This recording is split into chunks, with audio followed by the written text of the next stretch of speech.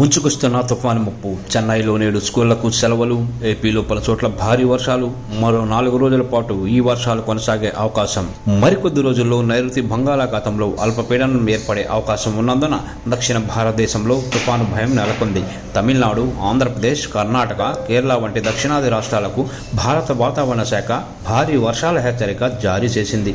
IMD ప్రకారం అల్పపీడన ప్రాంతం నెమ్మదిగా పశ్చిమ దిశగా తమిళనాడు, శ్రీలంక తీరాల వైపు వెళ్లే అవకాశం ఉంది. ఈ నేపథ్యంలో ఏపీ వాసులకు మరోసారి హెచ్చరికలు జారీ చేసింది వాతావరణ శాఖ. నేటి నుంచి ఏపీలో కొన్ని చోట్ల భారీ వానలు కురుస్తాయని అధికారులు వివరించారు. నైరుతి బంగాళాఖాతంలో అల్పపీడనం ఏర్పడిందని, ఈ అల్పపీడనం 2 రోజుల్లో పశ్చిమ దిశగా నెమ్మదిగా తమిళనాడు, శ్రీలంక తీరాల వైపు కదిలే అవకాశం ఉందని ఏపీ విపత్తుల నిర్వహణ సంస్థ ప్రకటించింది. ఈ అల్పపీడనం ప్రభావంతో వచ్చే 3 రోజుల పాటు రాయలసీమ, దక్షిణాది కోస్తా జిల్లాల్లోని కొన్ని చోట్ల మోస్తరు నుంచి భారీ వర్షాలు కురుస్తాయని అంచనా వేసింది. అలాగే మిగతా జిల్లాల్లో అక్కడక్కడ తేలికపాటి వర్షాలు కురిసే అవకాశం ఉందని ఏపీ విపత్తుల నిర్వహణ సంస్థ ఎండీ రోణంకి కోర్మానాథ్ చెప్పారు. ప్రస్తుతం నెల్లూరు జిల్లాలో భారీ వర్షాలు కురుస్తున్నాయి. ఇక భారీ వర్ష సూచన కారణంగా ఈరోజు నవంబర్ 12న చెన్నైలోని పాఠశాలలకు సెలవు ప్రకటించారు. ఈరోజు నగరంలోని పాఠశాలలకు జిల్లా కలెక్టర్ సెలవు ప్రకటిస్తున్నట్లు తెలిపారు.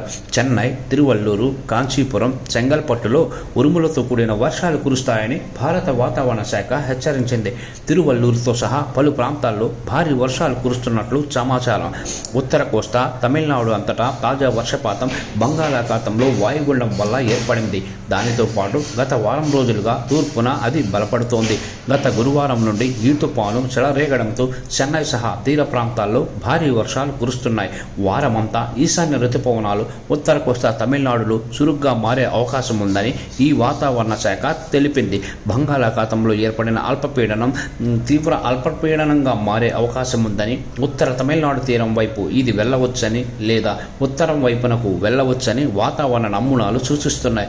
గత నెలలో రాబోయే ఈశాన్య ఋతుపవనాలు దానా తుపాను ప్రభావాలతో కలిపి రాష్ట్ర రాజధానిని భారీ వర్షాలు హడలెత్తించాయి. జనజీవనం అస్తవ్యస్తమైంది.